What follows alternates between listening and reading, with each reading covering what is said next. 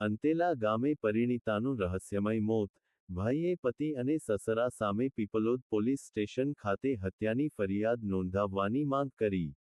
દેવગઢ બારિયા તાલુકાના અંતેલા ગામમાં પરિણીતાના રહસ્યમય મોત મામલે પરિવારજનોએ ગંભીર આક્ષેપો સાથે પીપલોદ પોલીસ સ્ટેશનમાં લેખિત અરજી આપી છે.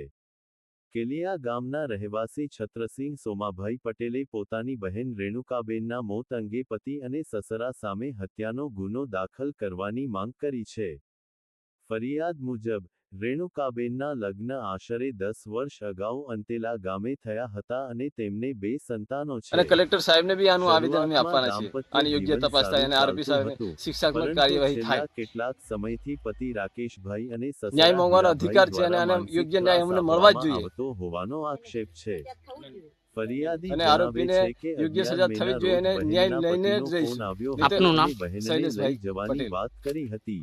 છોકરી બાબતથી આવું સાચું હતું. સવારે મારી બેનને 4:30 વાગ્યે ફોન મારી કરીને બેનને જણાવાયું છોકરા કે ઘણી ફાળીને પાછી રેણુકાબેને મોકલી ફાંસો દીધી. ખાધો છે. પછી અમે એમના ભાઈને પરિવારજન કીધું તરત કે અંતેલા મારી બેનને પહોંચતા રેણુકાબેન ઘર તૂટી ખાટલા જશે પર એમ સૂતેલી કરીને અમે હાલતમાં કીધું. મળી આવી પછી અમને હતી. મોકલી દીધી. તો અમે શરીર જાણીએ પર તો ગળા આવું અને ભૂલી પીઠના જશે. ભાગે ઈજાના નિશાન દેખાતા પરિવારને શંકા મજબૂત બની હતી. શું બનાવ શું બન્યો? ફરિયાદમાં વધુમાં ઉલ્લેખ છોકરી કરાયો છે કે બાબતથી પતિના આ અન્ય બનાવ સ્ત્રી બન્યો. સાથે પ્રેમ સંબંધ હતા અને આ એ બાબતની મારી, જાણ રેણુ